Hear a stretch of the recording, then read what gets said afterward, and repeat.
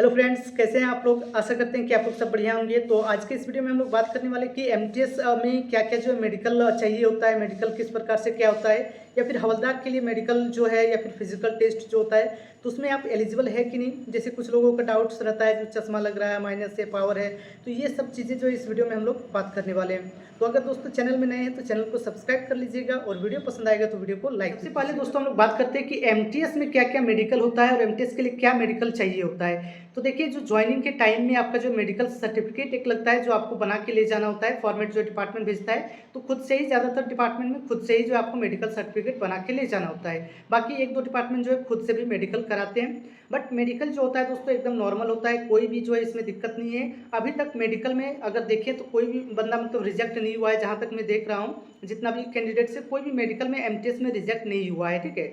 और जैसे कुछ लोगों का डाउट है कि माइनस पावर है, चश्मा लगता है, तो कोई भी इशू नहीं है। बहुत से लोग ज्वाइन कर चुके हैं, कोई भी इशू नहीं है। चश्मा लगता है, माइनस है, पावर है, कुछ भी है, सब चल जाता है, ये मान के चलिए। बाकी जैसे कलर ब्लाइंडनेस बोलते हैं तो वो भी एलिजिबल है, कलर ब्लाइंडनेस भी चलता है। तो मेनली अगर देखा जाए दोस्तों, अगर एमटीएस की बात करें तो अगर मान लीजिए आपका बहुत बड़ा कोई इशू मतलब मेडिकल इशू नहीं है, जैसे कि मान लीजिए मानसिक रूप से बीमार है या फिर कुछ बहुत बड़ा इशू है कि आप जो चल नहीं पाते, बैठ के मतलब बैठे हुए हैं एकदम से, तो ही जो है प्रॉब्लम हो सकता है। बाकी ऐसे नॉर्मली कुछ मान लीजिए छोटा मोटा प्रॉब्लम है, जैसे होता है कि किडनी में स्टोन है या फिर कुछ थोड़ा बहुत इशू है, तो इस सब को लेकर कोई भी आपको सोचने की जरूरत नहीं है। आराम से फॉर्म भरिए, कोई दिक्कत नहीं होने वाला है मेडिकल में। माइनस पावर चश्मा उश्मा को लेकर भी थोड़ा बहुत अगर रहेगा तो वो पास हो जाता है। मेडिकल जो है खुद से ही ज़्यादातर बना के ले जाना होता है, तो वो भी जो है हो जाएगा, तो इसमें कोई प्रॉब्लम नहीं है। बाकी एमटीएस के लिए कोई फिजिकल टेस्ट भी नहीं होता है, जैसे कि जो है हाइट हो गया, वेट हो गया, या फिर वॉकिंग वॉकिंग, ये सब कुछ भी एमटीएस के लिए नहीं चाहिए। बस आपको जो है एग्जाम क्लियर करना है। एग्जाम एक बार क्लियर हो गया, एमटीएस का कटअप पार कर ली, तो आपका जॉब मतलब एकदम से श्योर मान लीजिए। बहुत बड़ा अगर कोई इशू आपके साथ नहीं है तो एकदम से, और कोई मेडिकल वोडिकल इस सब में जो है रिजेक्ट होने का चांस एकदम 0% रहता है, ठीक है। तो ये हो गया एमटीएस को लेकर बातें। अब बात करते हैं हम लोग हवलदार को लेकर। हवलदार में क्या फिजिकल चाहिए, क्या जो है आपका मेडिकल होता है। तो फिजिकल के लिए तो कुछ कुछ चीज़ें हैं जो हवलदार के लिए पीटी पीएसटी होता है। तो उसमें जैसे क्या है कि सबसे पहले कि वॉकिंग होता है, ठीक है। वॉकिंग, नॉर्मल वॉकिंग, थोड़ा स्पीड वॉकिंग भी। तो जैसे बॉयज़ के लिए है कि आपको मेल कैंडिडेट्स के लिए 15 मिनट में 1600 मीटर वॉकिंग करना है, और गर्ल्स के लिए होता है कि 1 किलोमीटर 20 मिनट में। तो ये वॉकिंग में भी आपको कोई इशू नहीं होने वाला है। आराम से फॉर्म भरिए, वॉकिंग में सब कोई पास कर जाते हैं। बहुत ही रेयर एक दो मतलब रहते हैं कि फेल हो जाते हैं, जो एकदम से नहीं कर पाते, छोड़ देते हैं। बट ये आराम से हो जाता है, एकदम से चिंता करने की जरूरत नहीं है। सब कोई लगभग जो है पास हो जाते हैं वॉकिंग में, ठीक। दूसरा जो इंपॉर्टेंट चीज़ है हवलदार के लिए वो है हाइट। ये बहुत ही ज़्यादा इंपॉर्टेंट है दोस्तों। जैसे मेल कैंडिडेट्स के लिए देखें तो 157.5 सेंटीमीटर चाहिए, जबकि फीमेल कैंडिडेट्स के लिए 152 सेंटीमीटर चाहिए। तो ये हाइट बहुत इंपॉर्टेंट है दोस्तों। इसके लिए जो है आप रिजेक्ट हो सकते हैं। अगर आपका ये हाइट नहीं है तो आप हवलदार में रिजेक्ट हो सकते हैं। एमटीएस के लिए तो कोई इशू नहीं है, बट ज़्यादातर जो रिजेक्ट होते हैं देखिएगा पीटी पीएसटी में, तो ये हाइट की वजह से ही होते हैं। बाकी इसमें कुछ रिलैक्सेबल है, जैसे एसटी कैटेगरी के लिए आपका जो मेल है उसमें 5 सेंटीमीटर तक जो है आपको रिलैक्सेशन मिल सकता है, और गर्ल्स के लिए जो एसटी कैटेगरी से 2.5 सेंटीमीटर का। तो ये हाइट देख लीजिएगा, अगर 5-6 सेंटीमीटर या उससे भी कम है तो फिर जो है हवलदार का फॉर्म भरने का कोई फ़ायदा है नहीं, क्योंकि जो रिजेक्ट हो जाते हैं। बाकी आप भर सकते हैं, जा सकते हैं पीटी पीएसटी में, इसके लिए कोई मतलब इशू नहीं है। बट हाइट के लिए जो है रिजेक्ट होते हैं, ये मैंने जो है पर्सनली देखा भी है। बहुत सारे लोग जो है हाइट के चलते रिजेक्ट होते हैं। तो हाइट जो है 157.5 आपका बॉयज़ के लिए, और गर्ल्स के लिए आपका जो है 152 सेंटीमीटर है। तो ये हाइट होना चाहिए।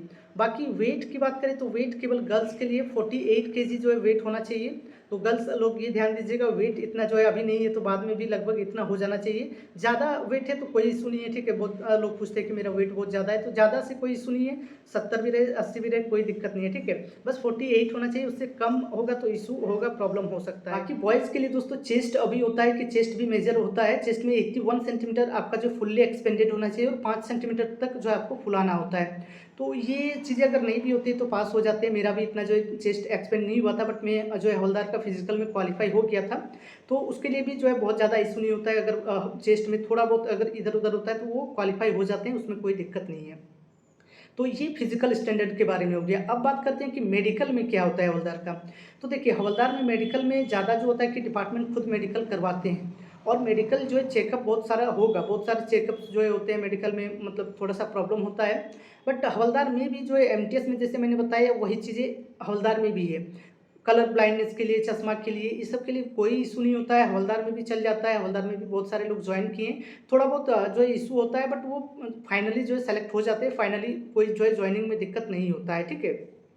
चाहे कलर ब्लाइंडनेस हो या फिर मेडिकल में नॉर्मल चीज़ें हैं, तो वो जो है कोई बड़ा इशू नहीं होता। मेडिकल हवलदार और एमटीएस दोनों में लगभग जो है मान के चलिए समान ही है, कोई मतलब इशू चश्मा लग रहा है, कलर ब्लाइंडनेस सब जो है मैंने देखा है एग्जैक्टली। मैंने बहुत सारे लोग जो है बताते थे, जैसे अभी एमटीएस 2024 में बहुत सारे लोगों का प्रॉब्लम था, बट किसी ने अभी तक नहीं बताया कि सर रिजेक्ट हो गया या फिर ज्वाइनिंग नहीं हुआ, किसी का ऐसा कोई प्रॉब्लम नहीं है। बट बहुत सारे लोग थे जो चश्मा पावर था, कलर ब्लाइंडनेस था, बहुत सारे जो है मतलब मैसेजेस आते थे मुझे।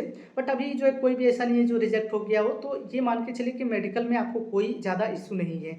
तो आराम से जो है आप लोग फॉर्म भर दीजिए दोस्तों। बाकी कुछ भी डाउट्स होगा तो कमेंट करके बताइए। कमेंट में मैं जो है आपका जवाब दे देता हूँ। पहले आपका कमेंट लाइक करता हूँ, फिर मैं जवाब देता हूँ, देख लीजिएगा। टैग नहीं हो रहा है तो आपको पता चल जाएगा। और एक हमारा टेलीग्राम ग्रुप है, उससे भी जुड़ जाइए। टेलीग्राम ग्रुप में सारे अपडेट्स आपको मिल जाएंगे, और कुछ भी अगर जानकारी चाहिए होगा तो वहाँ पर भी जो आप मैसेज करके पूछ सकते हैं। तो चलिए दोस्तों, आशा करते हैं कि आप लोग को वीडियो पसंद आया होगा, सारी चीज़ें समझ आ गई होंगी।